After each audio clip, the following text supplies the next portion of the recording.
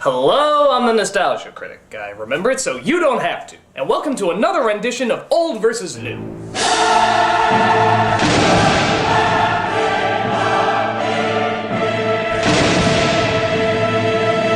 Seeing how we're so close to Thanksgiving, I thought it'd be great if we talked about a pair of Thanksgiving movies. You know, because it's kind of religious. I think Moses carved a turkey once. I forget it. It's the Ten Commandments.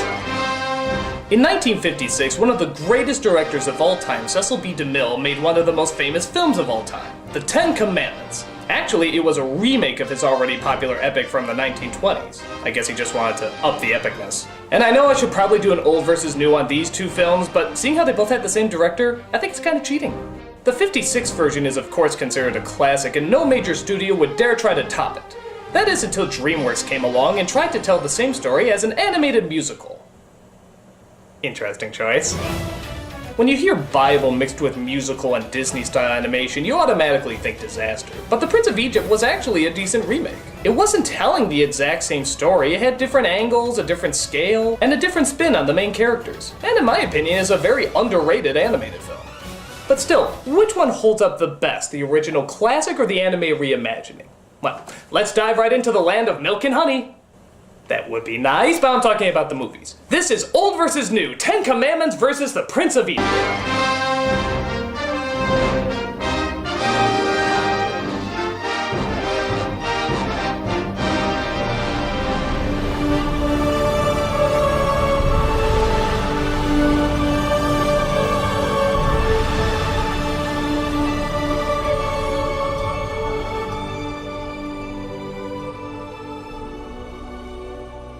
It's hard to find someone to play one of the most holy people in all of the Bible, so we'll just settle for the human from Planet of the Apes and Iceman from Top Gun.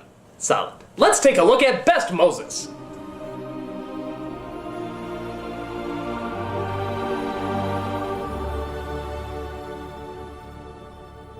Like many of the elements in this comparison, these two performances couldn't be any more different. Charlton Heston's Moses is very much like a prodigy, even before he speaks with God. Let your own image proclaim my loyalty for 1,000 years. Who would take a throne by force that he has earned by deeds? Where Val Kilmer's Moses is seen much more as the everyman, the person who fell into his leadership rather than seeking it out. I was the Prince of Egypt, the son of the man who slaughtered their children. You've chosen the wrong messenger. How can I even speak to these people? Both do very well and convey exactly what they need to convey. So really it just depends on which Moses you like better, the everyman or the Superman. For me personally, I enjoy Heston's performance a little more. The reason being that he has an unbelievable amount of confidence. When you see Heston as the Prince of Egypt, you immediately want to be like him. Strong and powerful, but also kind and wise. I warn you, Moses, that the temple grain belongs to the gods. What the gods can digest will not sour in the belly of a slave. Everything he says has such weight to it. He was destined for greatness even before he found his true calling. If you were told this guy was going to be your leader, you'd follow him in a heartbeat. Okay, you'd recommend a good hair salon first, but you would follow him. The city is built of brick, Pharaoh. The strong make many, the starving make few. The dead make none. The animated Moses starts out more like a rambunctious young man, like a college student who crashed his dad's car. Father, the fault is mine. I goaded Ramesses on, and so I am responsible. This isn't bad though, as it shows by the end just how far he's come in leadership. I guess in a way you could argue that this makes him more human. And again, there's nothing wrong with that, as Moses was human. Or was he? But Heston I found was just more interesting because you feel like there was a greatness in him from the start. And when you see it realized, it's all the more influential. Though granted, his speech can at times be a little stilted and, dare I say it, preachy. Blessed art thou, O Lord our God. We bring you the word of God, and you shall know that God is God. What kingdom has sent you? The kingdom of the Most High. Biatch. Both do very well, but I think Heston gets the point in this round. Even though Kilmer's is more human and sympathetic, Heston sort of represents the will and strength that all good people can possess. And that's pretty hard to pull off. Plus, he's the only Moses where you actually know his last name. Oh, Moses, Moses, Moses, Moses. Moses, Moses. Moses, Moses. Yeah, I bet you didn't know Moses' last name was also Moses, did you? It's just like that other movie. Mario, and Luigi Mario. Don't start with me! Point goes to Ten Commandments. I didn't mean to cause you more pain.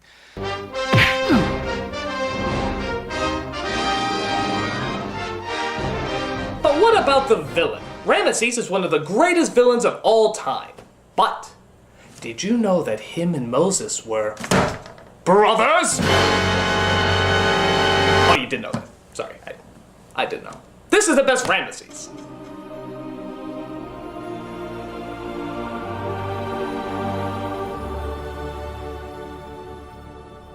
Again, these two are very different performances. Yul Brynner plays Ramesses as very cold-hearted, caring nothing for his brother or anyone else except his legacy. Here is your kingdom. With the scorpion, the cobra, and the lizard for subjects. Free them if you will. Leave the Hebrews to me. What an asshole! While Ray Fiennes plays Ramesses as a product of his environment. A tortured soul who still loves his brother, but is also under the psychological grip of his overbearing father. One weak link can break the chain of a mighty dynasty. I will not be the weak link. Because of this, the Ramesses in Prince of Egypt comes across as more tragic. You know why he's making his decisions and how much it destroys him inside to declare war on his own brother. Why can't things be the way they were before? Look at this scene, for example. This is one of the best bits of animation I've ever seen. It's just as Moses tells Ramesses that he hasn't returned to be his brother, but rather he's returned to be his enemy. The whole gamut of emotions is ran here. I can no longer hide in the desert while they suffer. At your hands. Sadness, anger, regret, frustration, and vengeance. All in just 40 seconds. That's pretty impressive. The Ramesses in Ten Commandments is good too, but in a different way. He's likable because of how despicable he is. He's cunning, he's manipulative, and he doesn't care who knows it. Just look at how he talks to the woman who will one day be his wife. I could never love you. Does that matter? You will be my wife. You will come to me whenever I call you.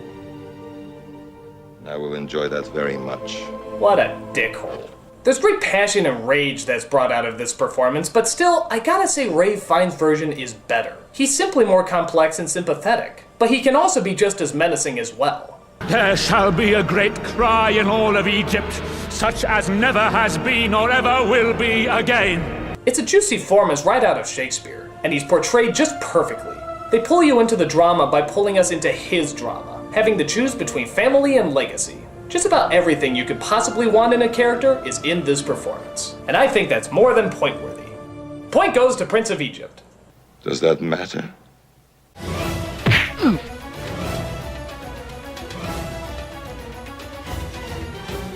Now comes the real hard part, the supporting cast. Both these films had a gigantic cast of celebrities and all of them were absolutely wonderful. But which one was better? Let's take a look.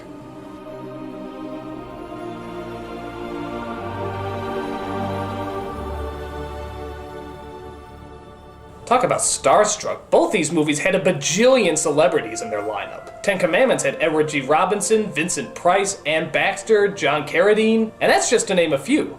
Prince of Egypt had Patrick Stewart, Jeff Goldblum, Sandra Bullock, Michelle Pfeiffer. Again, that's just to name a few. So which cast was better? Well, again, they're very different. Prince of Egypt has fewer cast members, but they're given much more development. Miriam and Aaron, for example, are fleshed out much more as Moses' real brother and sister. And Moses' wife, Zipporah, is given a lot more screen time as well, having them meet before he actually leaves his crown. Since Ten Commandments is longer, they're allowed to look at even more characters. Like in this version, Moses has a son. We never even saw a son in Prince of Egypt, unless he was somewhere in the back. The slimy servant of Ramesses isn't in Prince of Egypt either, unless you count Steve Martin and Martin Short as the high priest. Ramesses' wife, who's one of the most interesting characters in the movie, is left out of Prince of Egypt too. What's the better payoff then? Is it good to have fewer characters and more development, or the other way around? Well, for the most part, Ten Commandments comes off as stronger because even though they have more characters, they have great actors to portray them. Because of this, the relatively short scenes still get across how sympathetic or unsympathetic they are. The Egyptian that Moses murders is much more satisfying when you see that it's Vincent Price playing him. You instantly see scumbag, and he doesn't even have to do that much. That's just the power of Vincent Price. You make no outcry, Joshua, but you will cry for the mercy of death. From all humiliation and discomfort. The same can be said for Edward G. Robinson. Look how cocky he is in revealing the secret of Moses' past. Even with a sword up to his throat, he has nothing to fear. The deliverer is Moses. He's Hebrew, the son of slaves.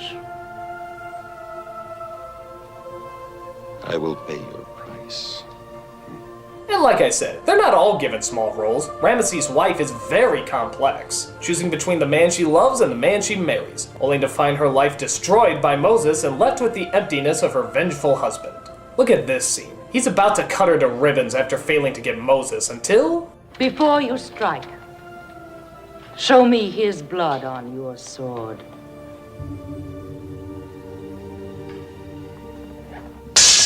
Bastard can't even do it. Maybe he's ashamed of his failure, maybe he just figures it's crueler to leave her alive, but he knows that killing her will bring him nothing. Only a bitch so simple and yet so complex can cause such a reaction. And I think that's what makes Ten Commandments stand out more, the harshness. They portray a world that's advanced but also savage, where great monuments are made but death is common and seen all the time. A world that needs a savior like Moses to intervene. We get some of that harshness in Prince of Egypt with Steve Martin and Martin Short, but they seem out of place. It's a little too gimmicky and, for lack of a better word, cartoony. You're in trouble, young man. Get down here! My new thing! The Prince of Egypt cast is still sympathetic, but this cast is just so fascinating in how cutthroat they are. They get across a lot with very little, and even though I still love the cast in Prince of Egypt, the cast in Ten Commandments is just darker and more interesting. Point goes to the Ten Commandments. You shame yourself.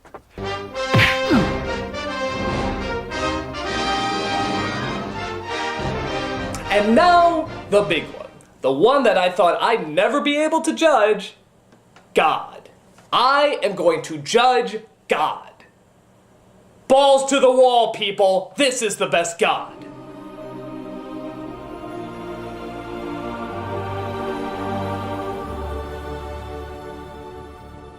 So, yeah, I'll admit, it's a little weird comparing gods. I suppose like before, it just sort of depends on your interpretation. Are you a God-fearing fan or a not God-fearing fan? As far as the story goes, the Ten Commandments God is probably the one most people would think about when hearing it. I mean, this is the God who sent flaming hail, constant darkness, and killed all the firstborns. In short, this was a badass God. So they provided him with a deep, badass voice. Remember the Sabbath day to keep it holy. Do this in my name, or you will get a cap in your ass. Seriously, you're like a bug. I could just be like, and you're gone. Don't mess it up. I am badass God. In Prince of Egypt, we get more of the warm, loving God that many people have favored over the past several years. Take the staff in your hand, Moses. With it, you shall do my wonders. In my opinion, the Prince of Egypt God is a little more clever and well thought out. Just look at the burning bush. It looks like something not of this world, but also something that can be soothing and comforting. The one in the Ten Commandments looks more like a cartoon than, well, the actual cartoon. It also makes the clever choice of having the voice of Moses be the voice of God. You can read a lot into that and come up with some fun conclusions as to why. Who are you? I am that I am. I'm Popeye the Sailor Man. The one in Ten Commandments, again, is the deep traditional booming voice that, while impressive, doesn't sound that loving. Honor thy father and thy mother. Like I said, as the story of smoting goes, this God is probably closer to what most people think of. But the soft, kind God is a much more interesting contrast, and you still feel the size and divinity when he appears. I know it comes down to personal preference, but this God simply seems more like the God of love and peace than this one does. Point goes to the Prince of Egypt. Thou shalt not take the name of the Lord thy God in vain.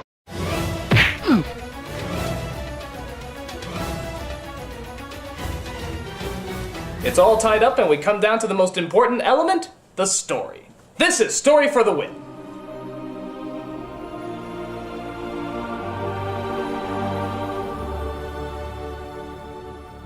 Now, logically, you would think that because Ten Commandments is longer, it has more time to tell a better, complex story. But let's really look at this. Ten Commandments is a complex story with a lot of drama going on, but there's several things they overlooked. For example, it seems to forget that Moses and Ramesses grew up together, that they were technically brothers. I know they're trying to portray Ramesses as the bad seed, but if you were never told that these two were brothers, you probably never would have guessed it. There's no love in their eyes, no memory of the good times that they had. When Moses shows up after years of being gone, Ramesses is just like, whatever, piss off. In Prince of Egypt, the heart of the entire story is around the fact that they're brothers. When Moses arrives, he has no idea how Ramesses is going to react. And he reacts like any brother would. Moses! Ramesses! The focus of the story seems to be on their relationship, and it really works. You feel the pain both of them are going through, and how much they wish they could return to what they had. This makes the drama much more interesting. I also like how more visual Prince of Egypt is. I mean, yeah, Ten Commandments looks unbelievable, but Prince of Egypt really used the visuals to its advantage. Not just because it's animated, but because they also do things differently.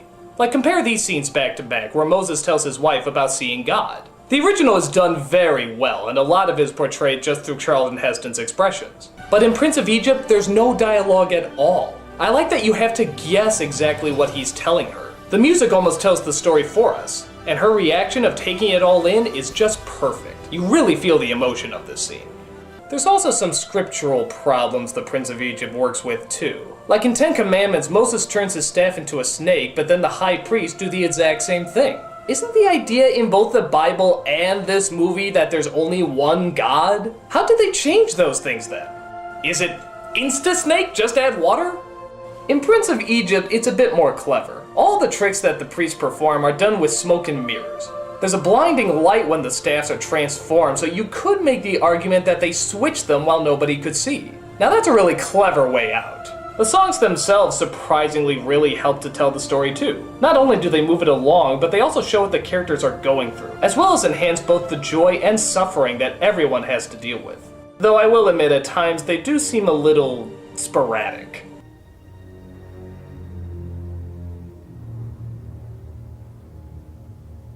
Many nights we've prayed. Dude, all the firstborns are dead. Can you lay off the show tunes? Don't get me wrong, the expressing of emotions in Ten Commandments is good too, but at times it seems a little soap opera-ish. I mean, yeah, this is heavy-duty stuff that they're dealing with, but something about the way they hold themselves and speak to one another does seem like a bit much. Forgive me, Bithy.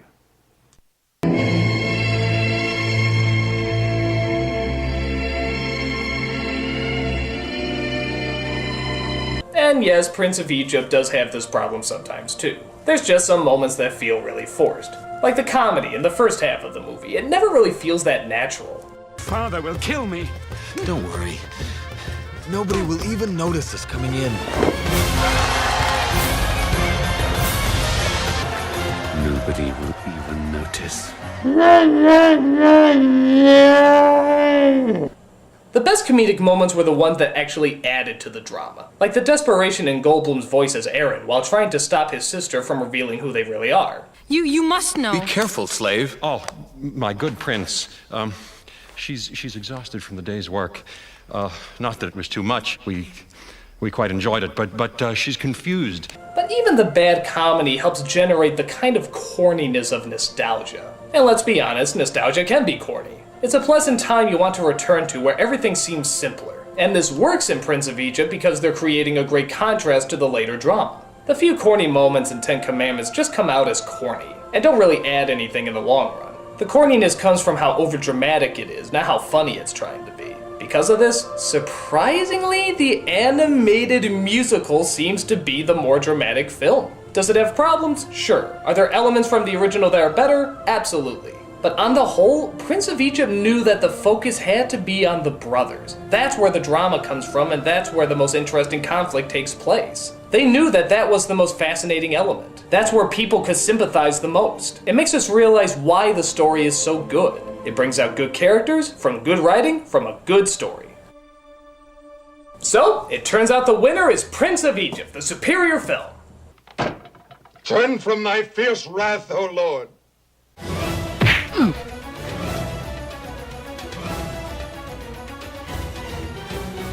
And that's all I got. Thanks for joining me, guys. Nostalgia Critic.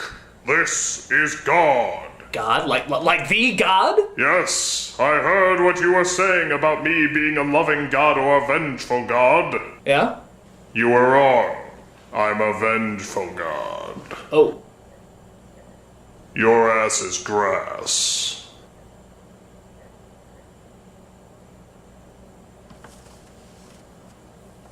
I'm the Nostalgia Critic. I remember it so you don't have to.